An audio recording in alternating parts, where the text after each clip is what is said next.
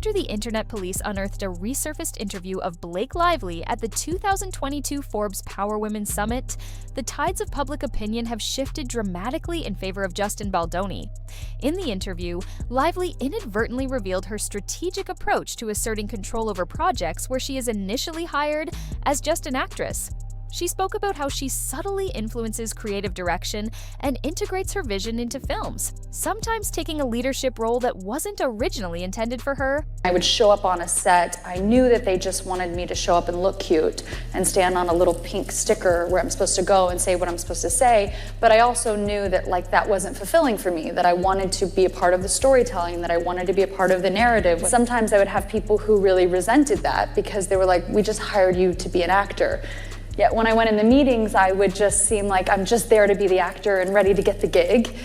I wouldn't reveal that I actually need to have authorship in order to feel fulfilled. So I think that for them, sometimes that might have felt like a rug pull because you're like, you're trying to assert yourself into something that we didn't hire you to do. And so it was a really strange position to be in. This revelation has added a new dimension to Baldoni's counterclaims that Lively sought to take over It Ends With Us, using her influence and high-profile allies to edge him out of control. With this resurfaced clip making waves, all eyes are now on her close circle, including her longtime confidant and powerhouse musician, Taylor Swift. Will Swift, who has fiercely defended her friends in past controversies, stand by Lively in this heated legal battle, or will she choose to remain silent? Alright, let's rewind a bit. Justin Baldoni, actor and director, worked with Blake Lively on It Ends With Us, a film adaptation of Colleen Hoover's best-selling novel. At first, their collaboration seemed promising, but tensions quickly escalated. Lively filed a lawsuit accusing Baldoni of inappropriate behavior on set, including allegations of sexual harassment, body shaming, and disregarding industry protocols for intimate scenes.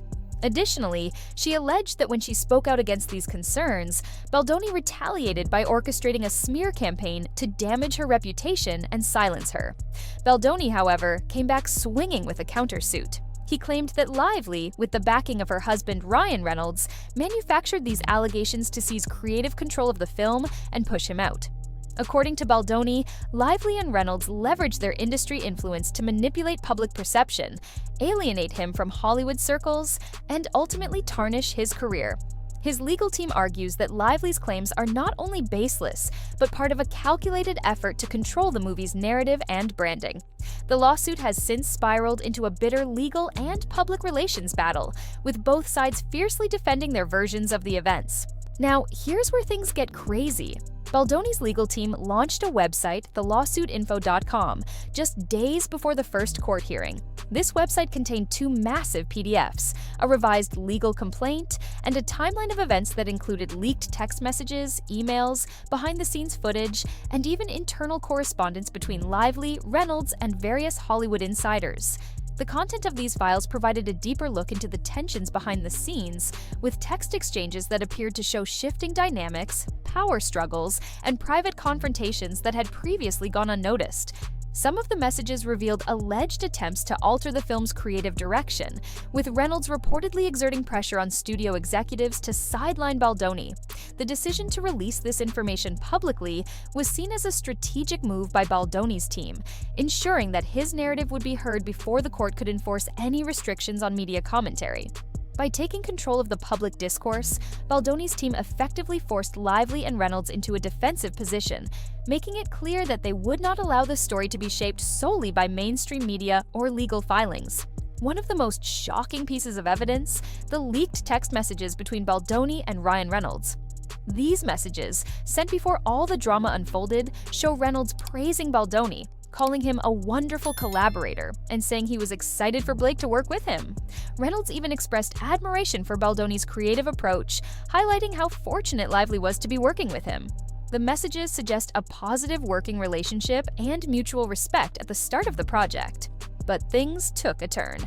Baldoni now claims that Reynolds later worked behind the scenes to get him dropped by his talent agency and even called him a deranged predator in private conversations. According to Baldoni's lawsuit, Reynolds not only withdrew his support, but actively sought to discredit him among Hollywood insiders. Baldoni's team alleges that Reynolds used his connections to ensure that industry professionals distanced themselves from Baldoni, further tarnishing his reputation. This raises the question, was Reynolds always against Baldoni, or did he turn on him after Lively's accusations?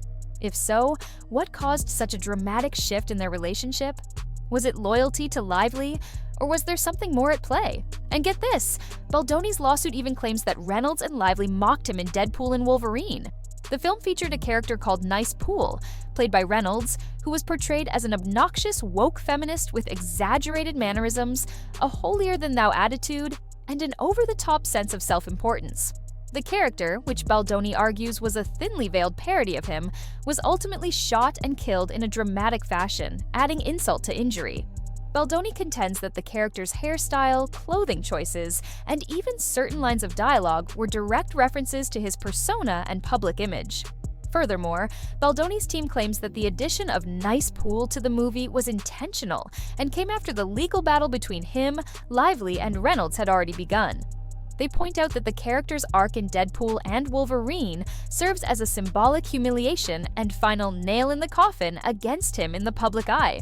Reynolds, however, has not commented on these allegations, and it remains unclear whether the character was truly inspired by Baldoni or simply a coincidental creation. Is this a stretch, or did Reynolds really take a jab at Baldoni through Deadpool? You decide. Then there's the infamous 2 a.m. voicemail. Baldoni reportedly left an extended and emotional message, apologizing to Lively for his reluctance to accept her script revisions. In the voicemail, Baldoni can be heard expressing regret for any discomfort he may have caused, stating that he deeply respected Lively's creative vision and felt remorseful for any misunderstandings. However, Lively's team argues that the voicemail was far from professional. They claim it was overly personal, included references to Lively's body, and suggested an inappropriate level of emotional attachment. Additionally, they point out the timing, 2 a.m., as unusual, raising concerns about Baldoni's intentions. The question remains, was this simply a desperate attempt to mend professional tensions, or does it align with Lively's allegations of Baldoni overstepping boundaries?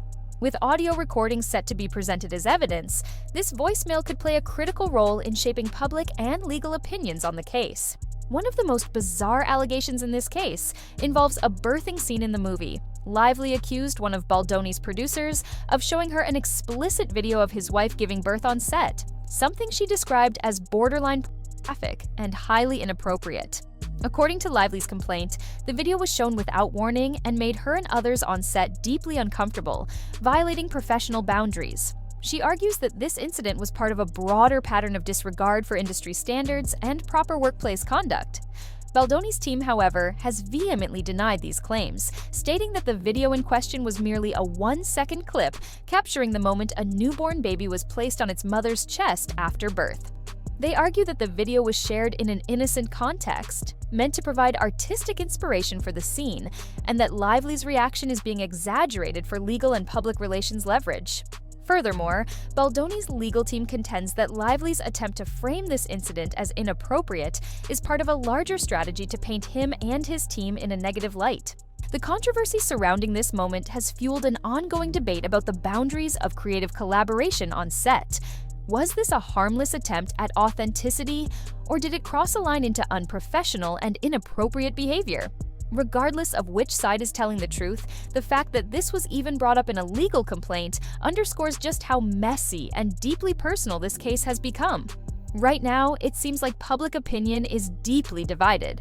Hollywood insiders and major media outlets have largely thrown their support behind Lively, portraying her as a victim of professional misconduct and power struggles within the industry. Influential voices in the entertainment sector, including other actors, directors, and producers, have rallied behind her, arguing that her allegations are part of a broader conversation about workplace safety and professional boundaries in Hollywood. Meanwhile, online sentiment, particularly in fan forums and independent media outlets, appears to lean more in favor of Baldoni. Many users believe that Lively's allegations are either exaggerated or part of a calculated strategy to reshape the film's creative direction and control the narrative. Social media has become a battleground, with hashtags and viral posts either condemning Baldoni or criticizing Lively and Reynolds for their alleged behind-the-scenes maneuvering.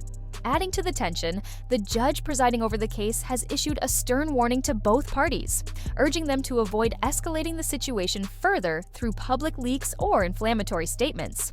There is growing concern that the widespread publicity and media frenzy surrounding the case could influence potential jurors and disrupt the legal proceedings. In response, both legal teams have been advised to exercise caution in their communications, though neither side seems willing to fully disengage from the public discourse. As this case continues to unfold, it remains to be seen whether the courtroom battle or the media spectacle will ultimately determine the outcome. So, what happens now?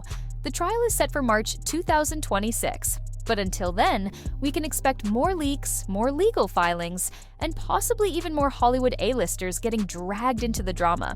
This is a battle not just in the courtroom, but also in the media. And with careers and reputations on the line, neither side is backing down. So what do you think? Is Justin Baldoni being unfairly targeted by Blake Lively and Ryan Reynolds, or do Lively's claims hold more weight? Drop your thoughts in the comments below, and don't forget to like, subscribe, and hit that notification bell for all the latest updates on this case and other Hollywood controversies. Until next time, stay tuned.